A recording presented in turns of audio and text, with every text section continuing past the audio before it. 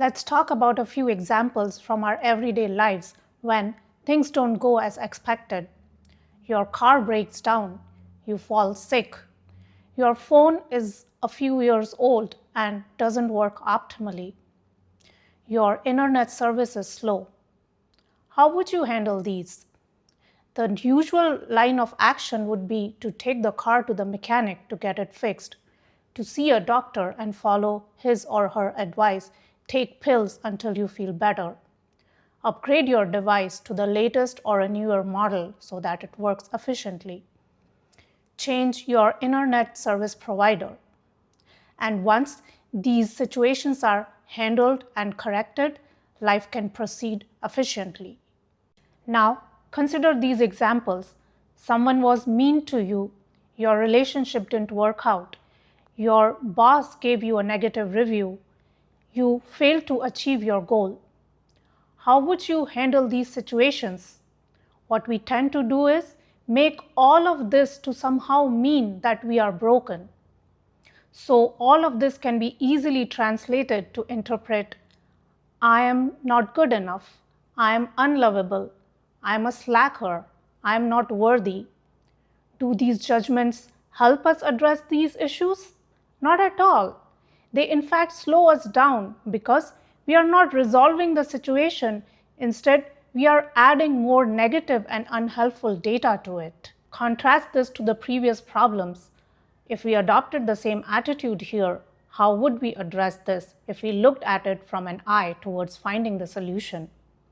When someone was mean to us, we match that feedback against ourselves and see if it is true. If it is not, then we ignore it. When we look at the failed relationship, we see what areas were problematic. There was a lack of emotional connectivity, communication issues, no common interests. So, we learn these lessons and apply them to the next relationship. When the boss gave us a bad review, then we objectively evaluated what are the areas of improvement for myself, or it's just that the boss is rude. And so, depending on that, we either work on ourselves, come up with strategies to address those issues, or we parallelly find another job which is a better fit for us. Failure to achieve your goal. Again, compute what went wrong. Was the timeline optimal? Was the goal realistic? What resources were missing? Find out the gaps and address them. But we don't do that. When it comes to tasks related to our personal self, we are hardly objective. We right away start blaming ourselves. And even when we finally muster up the courage to move forward, we drag all these negative judgments and labels into the next situation. We keep adding to this pile of negativity about ourselves, and then we wonder why we feel drained, why life feels heavy. It's because of all these self-imposed judgments. When we fall sick, when the car stops, when the phone doesn't work, we don't blame the body, the car, or the phone. We don't turn around and say, I knew never to trust you, body. How could you catch that virus? We don't say this to the car. My car is unworthy, it cannot function. Or my phone is pathetic, how could it be so slow? Look at the other phones. This is absurd. We understand that sometimes things don't work, they malfunction, and they have to be fixed. But why don't we use the same approach on the inside?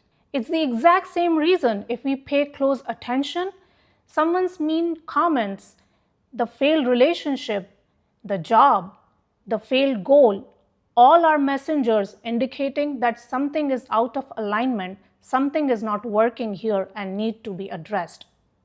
But the reason we don't see it that way is because we consciously or unconsciously buy into the belief that something is lacking within us.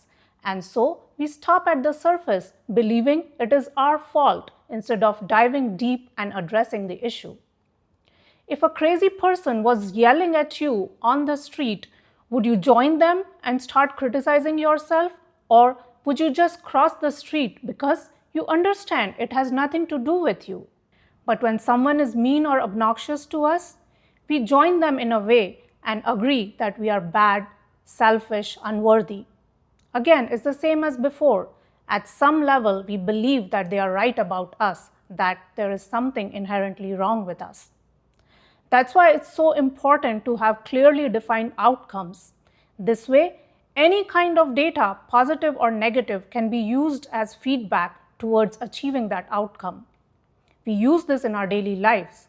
My outcome is to have an efficient phone, so anything that doesn't add up to that needs to be addressed. Similarly, if we use the same approach on the inside, let's say my goal is to have a happy, loving relationship, and anything not leading to that can be treated as feedback, and I can address it, I can incorporate it in a way so that I can achieve my desired outcome.